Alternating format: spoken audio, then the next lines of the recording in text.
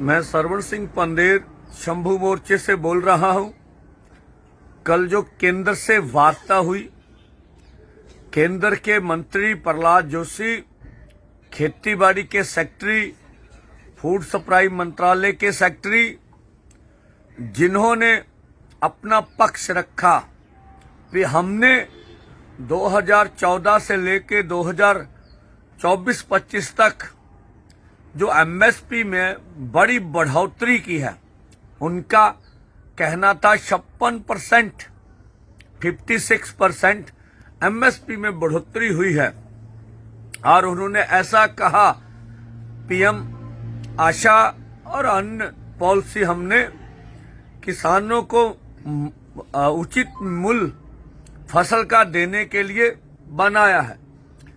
जब केंद्र ने अपनी बात रख ली तो फिर किसान लीडर्स ने अपनी बात उनके समक्ष रखी कि अगर हम देखें, जहां आप बता रहे हैं कि 56% एमएसपी के ऊपर बढ़ोतरी हुई है, वहां पर अगर जो हमारे इनपुट्स हैं, जो हमारी लागतें हैं, जो महंगाई है, वो 59% के रूप में बढ़ गई है इन्हीं 2014 से लेकर 24 तक। तो इस मूल्य का हमें कोई फायदा नहीं है। हमने छत्तीसगढ़ का आंकड़ा, मध्य प्रदेश का आंकड़ा उनके समक्ष रखा कि मध्य प्रदेश की सरकार ने किसानों के साथ मिलकर 6000 लागत मूल्य सोयाबीन का तय किया, लेकिन केंद्र की एमएसपी 4800 कुछ रुपए थी और फसल उससे 1000 रुपया नीचे पर बिकी।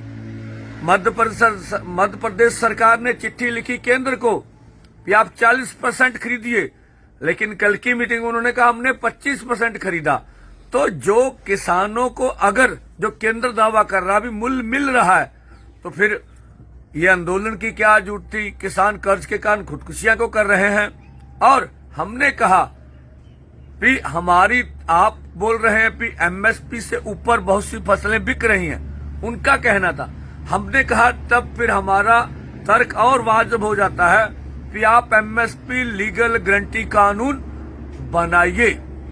और इसके ऊपर केंद्र सरकार निरुत्तर हो गई। उन्होंने कहा अभी आज कृषि मंत्री नहीं है, तो अगली वार्ता हम आपसे 22 को करेंगे। और हमने कहा ये वार्ता का स्थान नई दिल्ली होना चाहिए।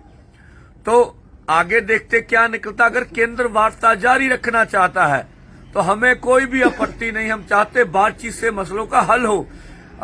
ये जो एमएसपी लीगल गारंटी कानून है, यह विल पावर का सवाल है। अकेले एमएसपी लीगल गारंटी कानून के ऊपर ही चर्चा हो सकी, अन्य मांगों के ऊपर चर्चा नहीं हुई। हमने केंद्र से आग्रह किया है कि आपने जो हमें देश की राजधानी में जाने नहीं दिया, जो ये रोड्स ब्लॉक हैं, इससे पंजाब हरियाणा की आर्थिकता का नुकसान हो रहा है, ट्रांसपोर्टर का नुकसान हो रहा है, या आम लोगों को मुश्किलें आ जानी है। रोड पर बैठना हमारा अन्न का सवाल नहीं है, मजबूरी जरूर है। हम अपने जो हक है वो लेना चाहते हैं डेमोक्रेसी में। तो ये कल की वार्ता का निष्कर्ष हम आपको बता रहे हैं। और जो आज बाहर से डिबोट होकर फिर जो देश में युवा आ रहे हैं, उन युवाओं का सभी स्टेट की राज्य सरकारें, केंद्र सरकार उनके पैसों की भरपाई और उनको रोजगार दें, ऐसा हम मानते हैं।